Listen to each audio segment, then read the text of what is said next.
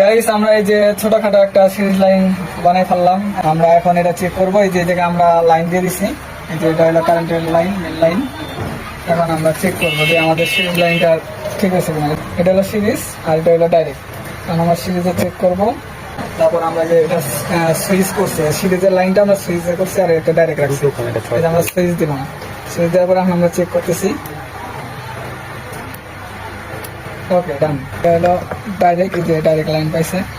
পাইছে যে আমাদের যে দুটা পাওয়ার জায়গায় গেছে। এখন আমরা এই জায়গা থেকে ডাইরেক্ট হইলো, এই যে ডাইরেক্ট পাওয়ারটা ঢুকছে এদিক থেকে, আবার একটা নিউট্রাল দিয়ে এই যে দুটার সাথে বেড়ে গেছে। সিরিজ যেটা, সিরিজ সুইচের সাথে যেহেতু আমরা সুইচে পাওয়ার নিচ্ছি, নেওয়ার পর সুইচ থেকে সকেটে পাওয়ার ঢোকাইছি। তারপরে পাওয়ার থেকে সকেটের এই জায়গা থেকে একটা কমন করে দিচ্ছি হলো হোল্ডারের সাথে, আর হোল্ডারের নিউট্রালটা কমন করে দিচ্ছি। এই কানেকশন।